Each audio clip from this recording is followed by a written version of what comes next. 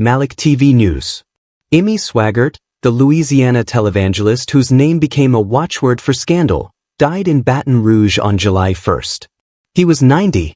Swaggart was one of the best-known and most successful TV preachers in the 1980s, reaching an estimated 500 million people every week with riveting sermons about the struggle against sin and the good gift of God's redeeming grace. Then, at the peak of his popularity, Swaggart was caught at a rundown motel paying a woman for sex. In 1988, he confessed on TV that he had sinned, face contorted with tears as he apologized to his congregation, those watching at home, his wife, his son's wife, other Pentecostal preachers and evangelists, the Assemblies of God, and, finally, Jesus Christ. "I have sinned against you, my Lord," Swaggart said, "and I would ask that your precious blood would wash and cleanse every stain until it is in the seas of God's forgetfulness, never to be remembered against me."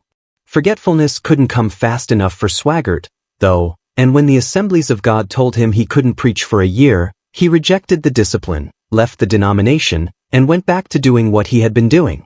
He was caught paying a woman for sex again in 1991. This time the confession was different. "The Lord told me it's flat none of your business," Swaggart said. Subscribe to this channel for daily news updates. The televangelist went on to shift the blame to Satan and to talk about the scandal as spiritual warfare, describing his own sexual acts as demonic attacks on him. Swaggart also said Satan was behind all the criticism and condemnation. He argued that those who said he was wrong to stay in the pulpit through scandal were just giving voice to the accuser, trying to convince Swaggart that he was a joke, a sideshow, and an international disgrace. He reminded himself the devil is a liar and paid them no mind. Swaggart's ministry collapsed, but not completely. 80% of his viewers disappeared. His 7,000-seat sanctuary emptied.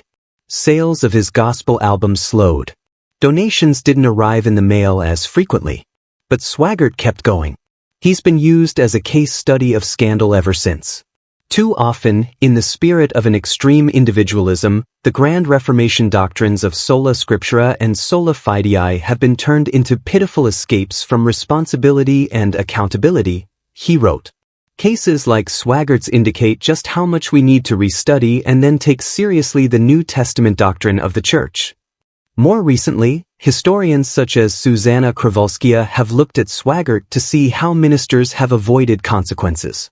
Disgraced celebrity preachers experimented with obfuscation and confession, and learned to rebrand their downfalls as evidence of the gospel's effectiveness, Kowalska wrote. Resolute in their insistence on the right to preach despite being caught in acts they otherwise label immoral, charismatic ministers of the television age appeared to be unstoppable, scandal and all. Thank you for watching.